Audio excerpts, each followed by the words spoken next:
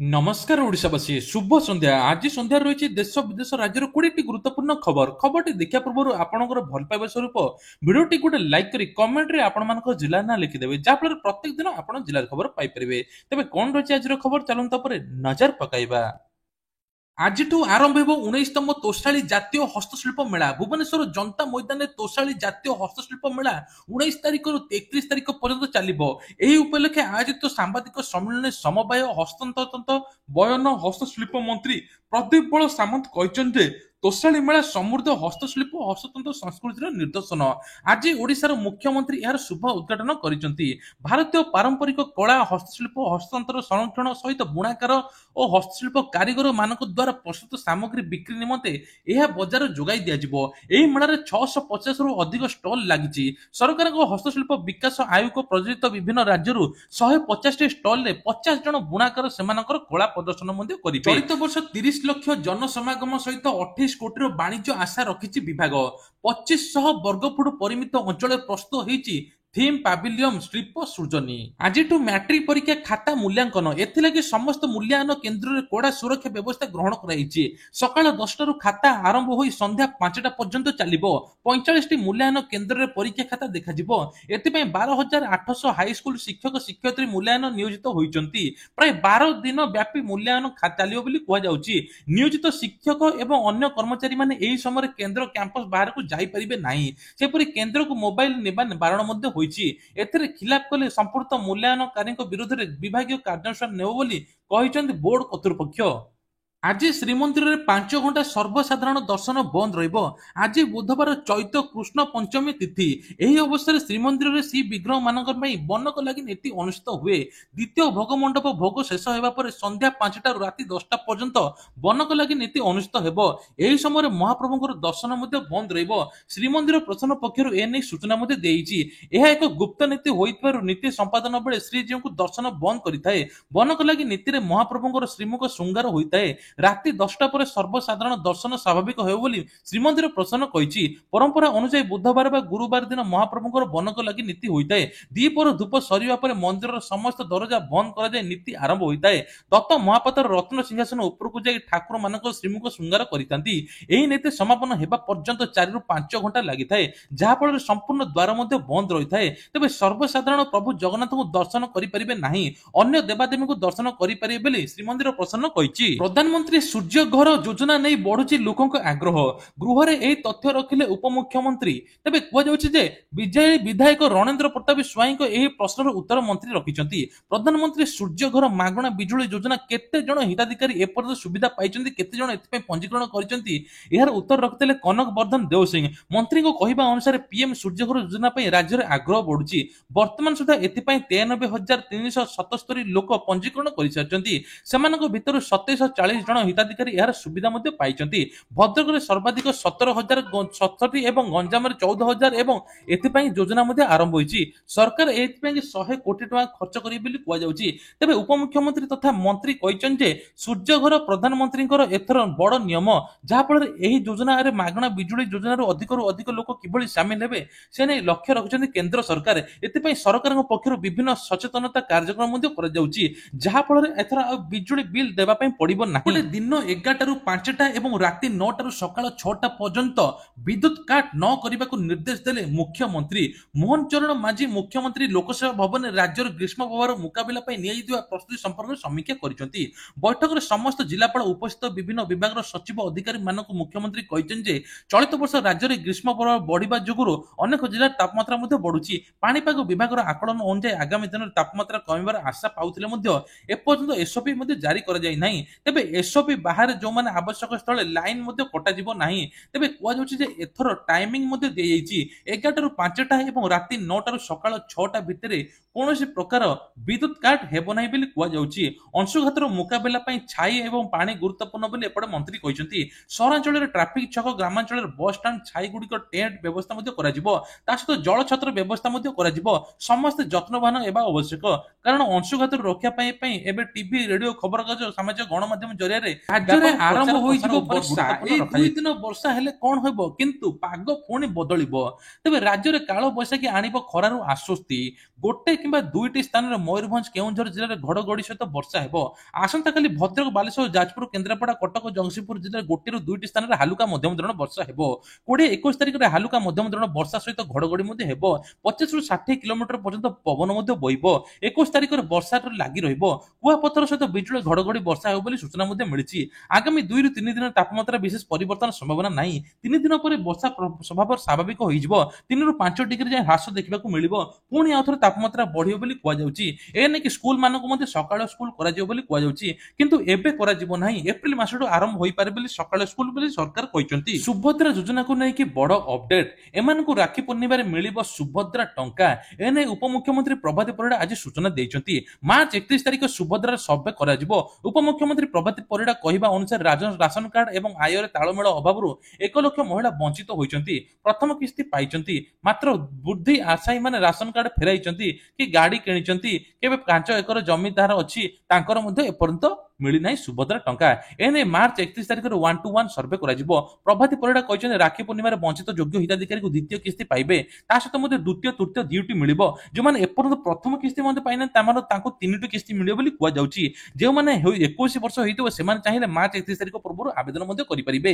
ତା ରାଜ୍ୟ ବାହାରେ ରହୁଥିବା ଓଡିଶାର ଯେଉଁମାନେ ଯେକୌଣସି ଲୋକ ମଧ୍ୟ ଆବେଦନ କରିପାରିବେ ବୋଲି ଏପଟେ ପ୍ରଭାତୀ ପରିଡା କହିଛନ୍ତି। ଅଙ୍ଗନବାଡିକି ନେଇକି ବଡ ଖବର। ତେବେ ଅଙ୍ଗନବାଡି ମଧ୍ୟ ସକାଳୁଆ ହେବ, ଏ ନେଇକି ମଧ୍ୟ ବଡ ଘୋଷଣା ହୋଇଛି। ଏଥର ଅଙ୍ଗନବାଡି ମଧ୍ୟ ସକାଳ 7ଟାରୁ 9ଟା ପର୍ଯ୍ୟନ୍ତ ହେବ ବୋଲିକି ମଧ୍ୟ ସୂଚନା ମିଳିଛି।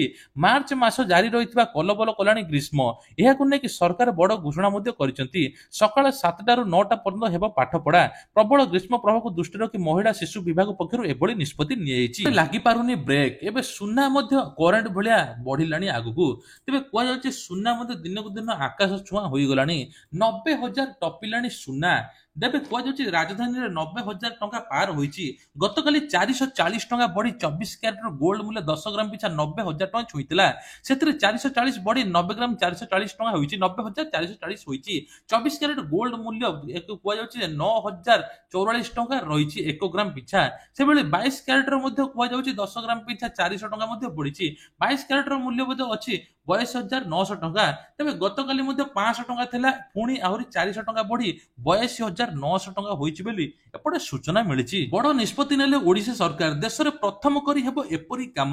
ଓଡିଶା ସରକାର ଅଗ୍ନିଶମ କର୍ମଚାରୀଙ୍କ ଶବ୍ଦକୁ ଅଗ୍ନି ବାହିନୀର ପରିବର୍ତ୍ତନ କରି ଲିଙ୍ଗ ନିରପେକ୍ଷ ଶବ୍ଦ ଗ୍ରହଣ କରୁଛନ୍ତି। ଦେଶର ପ୍ରଥମ ବୋଲିକି ସରକାରୀ କର୍ମଚାରୀ ଦାବି କରୁଛନ୍ତି। ତେବେ କୁହାଯାଉଛି ଗୃହ ମନ୍ତ୍ରାଳୟ ଅଧୀନରେ ଷ୍ଟାଣ୍ଡିଂ ଫାୟାର ଆଡଭାଇଜର କମିଟି ସୁପାରିଶ ପରେ ରାଜ୍ୟମାନଙ୍କୁ ସେମାନଙ୍କୁ ଅଗ୍ନିଶମ ସେବା ବିଭାଗରେ ଲିଙ୍ଗ ନିରପେକ୍ଷ ପଦବୀ କାର୍ଯ୍ୟକାରୀ କରିବାକୁ ପରାମର୍ଶ ଦିଆଯାଇଛି। ଏଫଏସି ର ସଦସ୍ୟମାନେ ମହାନିର୍ଦ୍ଦେଶକ ବା ଅଗ୍ନିଶମ ସେବା ସୁଦର୍ଶନ ଷଡଙ୍ଗୀ କହିଛନ୍ତି ଯେ ଦେଶର ଏହାକୁ ଗ୍ରହଣ କରିବାର ଓଡିଶାରେ ସବୁଠାରୁ ଆଗୁଆ ରହିଛି। ଏହାକୁ ଲିଙ୍ଗଗତ ସମାନତା ଦିଗରେ ସରକାରଙ୍କୁ ସ୍ୱାଗତ ପଦକ୍ଷେପ। ଷଡଙ୍ଗୀ କହିଛନ୍ତି ଏହି ପରିବର୍ତ୍ତନ ଅଗ୍ନିଶମ ବିଭାଗର ଲିଙ୍ଗ ନିରପେକ୍ଷ ଶବ୍ଦ ପାଇଁ ବିଶ୍ୱ ମାନକ ସହିତ ସମାନ। ଏଭଳି ଲିଙ୍ଗ ନିରପେକ୍ଷ ଶବ୍ଦ ବିଦେଶରେ ବ୍ୟବହୃତ ହୁଏ। ନିକଟରେ ଓଡିଶା ଅଗ୍ନିଶମ ଜରୁରୀକାଳୀନ ସେବାକୁ ରାଜ୍ୟ ଫାୟାରମ୍ୟାନ ବା ଫାୟାରମ୍ୟାନ ଡ୍ରାଇଭର ବା ଫାୟାରମ୍ୟାନ ହେଲ୍ପର ବା ଅଗ୍ରଣୀ ଫାୟାରମ୍ୟାନ ସମେତ ଆଖ୍ୟା ପରିବର୍ତ୍ତନ କରିବାକୁ ପ୍ରସ୍ତାବ ଦାଖଲ କରାଯାଇଛି। ରାଜ୍ୟ ଗୃହ ବିଜ୍ଞପ୍ତିରେ ଏକ ବିଜ୍ଞପ୍ତି ଜାରି ହୋଇଛି ଯେ ଓଡିଶା ଅଗ୍ନିଶମ ସେବା ସଂଶୋଧନ ନିୟମ 2025 ପରିବର୍ତ୍ତନ କରିବାକୁ ଅନୁମୋଦନ ମିଳିଛି। ଏବଂ ବିଜ୍ଞପ୍ତିରେ କୁହାଯାଇଛି ଅଗ୍ନିଶମ ବାହିନୀ ଯାହା ଫାୟାରମ୍ୟାନକୁ ବଦଳାଇ ଯାଇଥାଏ। ଫାୟାରମ୍ୟାନ ଡ୍ରାଇଭର ବଦଳରେ ଅଗ୍ନିଶମ ନିର୍ବାହକ ଡ୍ରାଇଭର ହେବ। ହେଲ୍ପର ଫାୟାରମ୍ୟାନ ବଦଳରେ ଏଥର ହେଲ୍ପର ଫାଇଟର ହେବ। ଅଗ୍ରଣୀ ଫାୟାରମ୍ୟାନ ବଦଳରେ ଅଗ୍ରଣୀ ଅଗ୍ନିଶମ କର୍ମଚାରୀ ହେବ। ଏମିତି ସବୁ ନାମ ବଦଳିବ ବୋଲି ମୁଖ୍ୟମନ୍ତ୍ରୀ ମୋହନ ଚରଣ ମାଝୀ କହିଛନ୍ତି। 286 ଦିନର ମହାକାଶ ଅଭିଯାନ ପରେ ଶେଷରେ ପୃଥିବୀକୁ ଫେରିଛନ୍ତି ଭାରତୀୟ ବଂଶୋଦ୍ଭବ ଆମେରିକା ମହାକାଶଚାରୀ ସୁନିତା ୱିଲିୟମ୍ସ। ନାସାର ମହାକାଶଚାରୀ ବୁଲ୍ଚ ୱିମର ଏବଂ ତାଙ୍କ ସହିତ ଫେରିଛନ୍ତି ସୁନିତା ୱିଲିୟମ୍ସ। ସ୍ପେସ୍ ଏକ୍ସର ଡ୍ରାଗନ ସ୍ପେସକ୍ରାଫ୍ଟ ମାଧ୍ୟମରେ ଦଳଟି ଅନ୍ତର୍ଜାତୀୟ ମହାକାଶ ଷ୍ଟେସନରୁ ସଫଳତାର ସହିତ ପୃଥିବୀ ଅବତରଣ କରିଛି। ଭାରତୀୟ ସମୟ ଅନୁସାରେ ଅବତରଣ ମାର୍ଚ୍ଚ 19 ତାରିଖ ସକାଳ 3:37 ଫ୍ଲୋରିଡା ଉପକୂଳ ନିକଟରେ ସମୁଦ୍ରରେ ପଡିଥିଲେ। ତେବେ କୁହାଯାଏ ସୁନିତା ୱିଲିୟମ୍ସ ବ୍ୟକ୍ତିଗତ ଜୀବନ ବିଷୟରେ ଜାଣିବା ପାଇଁ ହେଲେ ଆପଣମାନେ ଆଶ୍ଚର୍ଯ୍ୟ ହେବେ। ସୁନିତାଙ୍କ ବାପା ମା ସବୁ ଗୁଜୁରାଟର ଗାନ୍ଧୀନଗରରେ ମଧ୍ୟ ବସବାସ କରୁଥିଲେ। ସୁନିତା ବାହାରେ ଆମେରିକାରେ ମଧ୍ୟ ପାଠ ପଢିଲେ। ପ୍ରଥମ ଥର ପାଇଁ 1987 ମସିହାରେ ମେରିଲ୍ୟାଣ୍ଡରେ ଆନା ପୋଲିସରେ ଥିବା ନୌସେନା ଏକାଡେମୀରେ ଦେଖା ହୋଇଥିଲେ। ତେବେ କୁହାଯାଉଛି ସୁନିତା ମାଇକେଲଙ୍କର ପ୍ରଥମ ଥର ଏସବୁ ଦେଖା ହୋଇଥିଲା। ସେହି ସମୟରେ ଦୁହେଁ ନିଜ କ୍ୟାରିୟର ଆରମ୍ଭ କରୁଥିଲେ। ନାସାରେ ଯୋଗ ଦେବା ପୂର୍ବରୁ ସୁନିତା ହେଲିକପ୍ଟର ପାଇଲଟ ଥିଲେ, ଯେତେବେଳେ ମାଇକେଲ ଜଣେ ଅଭିଜ୍ଞ ହେଲିକପ୍ଟର ପାଇଲଟ ମଧ୍ୟ ଥିଲେ। ଉଭୟଙ୍କ ମଧ୍ୟରେ ବନ୍ଧୁତା ସ୍ଥାପନ ହୋଇ ଦୁଇ ଜଣ ମଧ୍ୟ ବିବାହ ହୋଇଥିଲେ। ତାପରେ ଧୀରେ ଧୀରେ ନାସାରେ କାମ କରିଥିଲେ। ଏବେ ମହାକାଶଚାରୀ ମଧ୍ୟ ପ୍ରଥମ ଥର ସୁନିତା 286 ଦିନ ମଧ୍ୟ ରହିଛନ୍ତି, ଯାହାଫଳରେ ସବୁଠାରୁ ମଧ୍ୟ ଆଶ୍ଚର୍ଯ୍ୟ କଥା ଏବଂ ସମସ୍ତେ ମଧ୍ୟ ସୁନିତାଙ୍କ ପାଇଁ ମଧ୍ୟ ପ୍ରେୟାର କରୁଥିଲେ। ଆଉ ସୁମିତା ଏବେ ଭଲରେ ଭଲରେ ମଧ୍ୟ ଆସିକି ଫେରିଛନ୍ତି।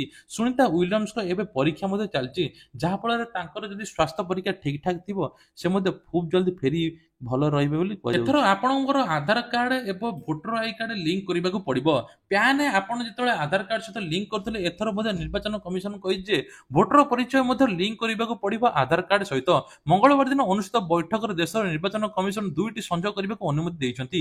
ଏ ସମ୍ପର୍କରେ ଏକ ବିବୃତ୍ତିରେ ନିର୍ବାଚନ କମିଶନ କହିଛନ୍ତି, ସମ୍ବିଧାନ ଧାରା 326 ଜନପ୍ରତିନିଧି ଆଇନ ଧାରା 23(5), 23(4), 23(6) ଅନୁଯାୟୀ ଇପିଆଇସି ଆଧାରକୁ ଲିଙ୍କ କରାଯିବ। ତେବେ ପୂର୍ବରୁ ଏହି ସବୁ ଆଧାର ସହିତ ପ୍ୟାନ କାର୍ଡକୁ ଲିଙ୍କ କରାଯାଉଥିଲା, କିନ୍ତୁ ଏବେ ଭୋଟର ଆଇ କାର୍ଡ ସହିତ ଲିଙ୍କ କରାଯିବ। କାହିଁକି ନା ବିଭିନ୍ନ ପ୍ରକାର ଫେକ୍ ଭୋଟର ଆଇ କାର୍ଡ ବାହାରୁଛି, କୌଣସି ପ୍ରକାର ଜଣା ପଡୁନାହିଁ। ଏଥର ଲିଙ୍କ କଲେ ସବୁ କିଛି ସବିଶେଷ ତଥ୍ୟ ବାହାରିବ ଏବଂ ଲୋକ ମଧ୍ୟ କେତେଟା ଆଧାର କାର୍ଡ କେତେଟା ଭୋଟର ଆଇ କାର୍ଡ ୟୁଜ କରୁଛନ୍ତି ସବୁ କିଛି ଜଣା ପଡିଯିବ। ତେବେ ଏ ନେଇକି ସରକାରଙ୍କର ମଧ୍ୟ ବଡ ନିଷ୍ପତ୍ତି ନିଆଯାଇଛି। ତେବେ ତେବେ ଆହୁରି 2 ଦିନ ପରେ ଆରମ୍ଭ ହୋଇଯିବ ଆଇପିଏଲ ମ୍ୟାଚ୍। ଭାରତୀୟ ଦକ୍ଷ ବ୍ୟାଟର କରୁଣ ନାୟର ଏବଂ ଆଇପିଏଲ 2025 ପ୍ରସ୍ତୁତିରେ ଅଛନ୍ତି। ସେ ଦିଲ୍ଲୀର ପ୍ରଥମ ଟ୍ରଫି ଦେବାରେ ପ୍ରମୁଖ ଭୂମିକା ବହନ କରିବାକୁ ଚାହୁଁଛନ୍ତି। ଘରୋଇ କ୍ରିକେଟର ଧମାଲ ମଚାଇବା ପରେ ଆଇପିଏଲ ନିଜର ଦମ ଦେଖାଇବା ପ୍ରସ୍ତୁତ ହେଉଛନ୍ତି। 2024-25 ଘରୋଇ ସିଜିନରେ ନିଜର ପାରିଦର୍ଶିତା ଦେଖାଇ ସାରିଛନ୍ତି କରୁଣ ନାୟର। ତେବେ କୁହାଯାଉଛି ଯେଉଁଥିରେ 9 ଶତକ ମଧ୍ୟ ସାମିଲ ଥିଲା। ଏତେ ଭଲ ଦର୍ଶନ କରି ବି ଆଇପିଏଲ ଅକ୍ସନରେ ପ୍ରଭାବ ଦେଖାଇ ପାରିନଥିଲେ। ତାଙ୍କୁ ଦିଲ୍ଲୀ କ୍ୟାପ୍ଟେନ 50 ଲକ୍ଷ ଟଙ୍କାରେ ଦଳରେ ସାମିଲ ମଧ୍ୟ କରିଥିଲା। 33 ବର୍ଷୀୟ କରୁଣ ନାୟକ ଘରୋଇ କ୍ରିକେଟର ବିଦର ସଫଳ କରି ସ୍ଥାପିତ ହୋଇଛନ୍ତି। 50 ଓଭରରେ ମଧ୍ୟ ଫର୍ମାଟରେ ଖେଳାଯାଇଥିବା ବିଜୟ ହଜାରେ ଟ୍ରଫିରେ 8ଟି ମ୍ୟାଚରେ 389 ହାରରେ 779 ରନ କରିଥିଲେ, ଯେଉଁଥିରେ 5ଟି ଶତକ ଓ ଗୋଟିଏ ଅର୍ଦ୍ଧଶତକ ମଧ୍ୟ ସାମିଲ ଥିଲା। ଦେଖାଯାଉ ଆଇପିଏଲ ଏବେ କଣ କରୁଛନ୍ତି। କିଡନୀ ରୋଗ କିପରି ବିଶୁଦ୍ଧ ପାନୀୟ ଜଳ ପାଇବେ ସେ ନେଇ ସରକାର ଅନେକ ଯୋଜନା ମଧ୍ୟ କରୁଛନ୍ତି। ଆଜି ବି ରାଜ୍ୟରେ ଅନେକ ଗାଁ ପିଇବା ପାଣି ଯୋଗୁଁ କିଡନୀ ରୋଗ ହେଉଛି। କେଉଁଠି ଲୋକ ନଦୀ ନାଳ ପୋଖରୀ ଦୂଷିତ ପାଣି ପିଇ ନଳକୂପର ଗୋଳିଆ ପାଣି ପିଇ ପାଲଟିଛନ୍ତି ଭରସା, ଯାହା ଉପରେ ତାଙ୍କର କିଡନୀ ରୋଗ ମଧ୍ୟ ହେଉଛି। ତେବେ ବର୍ଷେ ଭିତରେ 5 ଜଣ ଲୋକଙ୍କର ମୃତ୍ୟୁ ଘଟିଥିବା ବେଳେ ସ୍ଥାନୀୟ ଲୋକଙ୍କ କହିବା ମୁତାବକ ଗାଁରେ ବିଶୁଦ୍ଧ ଜଳ ନାହିଁ, ଯାହାଫଳରେ ଦୂଷିତ ଜଳ ପିଇକି ଲୋକଙ୍କର ଏଭଳି ଅବସ୍ଥା ହେଉଛି। 400ରୁ ଅଧିକ ଲୋକ ବାଧ୍ୟ ହୋଇ ପାଣିକୁ ବ୍ୟବହାର କରୁଛନ୍ତି। ଏନେଇ ସରପଞ୍ଚଠୁ ଆରମ୍ଭ କରି ଭିଡିଓ ଅବଗତ କଲେ ମଧ୍ୟ କିଛି ସୁଫଳ ମିଳୁନି ବୋଲି ସରକାର ମଧ୍ୟ କହିଛନ୍ତି। ତେବେ କୁହାଯାଉଛି କାଲିମେଳା ବ୍ଲକ ଚିତ୍ରାଙ୍ଗପଲ୍ଲୀ ପଞ୍ଚାୟତର ଏମ୍ଭି 118 ଗାଁରେ ଏଭଳି ଘଟଣା ଘଟୁଛି। କିଡନୀ ରୋଗରେ ଘାଣ୍ଟି ହେଉଛନ୍ତି ବଡ ଖବର। ବାସହୀନ ଲୋକଙ୍କୁ ପକ୍କା ଘର ଦେଇ ଭିଞ୍ଜାରପୁର ଭରତ ପାଇ ଗରିବଙ୍କ ମୁହଁରେ ହସ ଫୁଟାଉଛନ୍ତି।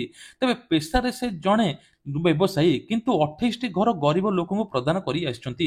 ପ୍ରତି ଘର ପିଛା ଖର୍ଚ୍ଚ କରୁଛନ୍ତି 1 ଲକ୍ଷ ଟଙ୍କା। ସବୁଠୁ ବଡ କଥା ହେଲା ଆଜି ପର୍ଯ୍ୟନ୍ତ ସେ କାର୍ଯ୍ୟକାରୀ ଠାରୁ ଟଙ୍କାଟିଏ କାହାଠୁ ନେଇନାହାନ୍ତି, ଏନଜିଓ ବା ସରକାରଠୁ ନେଇନାହାନ୍ତି, ବରଂ ଗରିବ ମୁହଁରେ ହସ ଫୁଟାଉଛନ୍ତି ନିଜ ଟଙ୍କା ଦେଇ। ତା ସହିତ ମଧ୍ୟ କୁହାଯାଉଛି ଘର ଖଣ୍ଡିଏ କରି ଲୋକଙ୍କୁ ଯୋଗାଉଛନ୍ତି। ଘର ଆଗରେ ଲେଖୁଛନ୍ତି ଯେ କୌଣସି ଏନଜିଓ ସାହାଯ୍ୟ କରିନି, କୌଣସି ସରକାର ମଧ୍ୟ ସାହାଯ୍ୟ କରିନି। ସେ ଗୋପବନ୍ଧୁ ଆଦର୍ଶର ଅନୁପ୍ରାଣିତ ଅଛନ୍ତି, କାହାର ଦୁଃଖ ସହିପାରନ୍ତି ନାହିଁ। ତେବେ ବାସହୀନ ଲୋକଙ୍କୁ ବାତ୍ୟା କିମ୍ବା ପ୍ରାକୃତିକ ବିପର୍ଯ୍ୟୟ ଲୋକଙ୍କୁ ମଧ୍ୟ ସାହାଯ୍ୟ କରି ଆସୁଛନ୍ତି। ତେବେ ଏ ନେଇକି ତାଙ୍କ ପାଇଁ ଗୋଟେ ସବୁଠାରୁ ବଡ କଥା ହେଲା ଯେ ସେ କହୁଛନ୍ତି ଲୋକମାନଙ୍କର ଆଶୀର୍ବାଦ ଲୋକଙ୍କର ଭଲ ପାଇବା ମୋର ଦରକାର। ଭରତ ଭାଇଙ୍କ ଏଭଳି କାର୍ଯ୍ୟ ଯୋଗୁଁ ସମାଜରେ ତାଙ୍କର ଏକ ସ୍ୱତନ୍ତ୍ର ପରିଚୟ ମଧ୍ୟ ସୃଷ୍ଟି ହୋଇଛି। ବିପିଏଲ କାର୍ଡ ଧାରୀ ମାନଙ୍କୁ ମିଳିବ ମାଗଣା 2ଟି ଗ୍ୟାସ୍, ଏ ନେଇକି ମୁଖ୍ୟମନ୍ତ୍ରୀ ଘୋଷଣା କରିଛନ୍ତି, କିନ୍ତୁ ଏଟା ଓଡିଶାରେ ନୁହେଁ ଦିଲ୍ଲୀ ସରକାର ଘୋଷଣା କରିଛନ୍ତି। ମହିଳା ସମୃଦ୍ଧି ଯୋଜନାରେ 2500 ଟଙ୍କା ଏବଂ ମାଗଣା 2ଟି ଗ୍ୟାସ୍ ମିଳିବ ବୋଲି କୁହାଯାଉଛି। ତେବେ 27 ବର୍ଷ ପରେ ବିଜେପି ଫେରିଛି। ବିଜେପି ପ୍ରତିଶ୍ରୁତି ମୁତାବକ ସବୁ କିଛି କରୁଛି, ଆଗକୁ ମଧ୍ୟ କରିବ। ତେଣୁ ମହିଳାଙ୍କୁ ମାଗଣା 2ଟି ଗ୍ୟାସ୍ ଏବଂ 2500 ଟଙ୍କା ମିଳିବ ବୋଲି ଏପଟେ ଦିଲ୍ଲୀ ମୁଖ୍ୟମନ୍ତ୍ରୀ ଘୋଷଣା କରିଛନ୍ତି। ତେବେ ଇଏ ଥିଲା ଆଜିର ଦେଶ ବିଦେଶ ରାଜ୍ୟର କିଛିଟା ଗୁରୁତ୍ୱପୂର୍ଣ୍ଣ ଖବର। ଏଇଭଳିଆ ଖବର ଦେଖିବା ପାଇଁ ହେଲେ ଚ୍ୟାନେଲକୁ ସବସ୍କ୍ରାଇବ କରିବା ପାଇଁ ଭୁଲିବେ ନାହିଁ। ଜୟ ଜଗନ୍ନାଥ।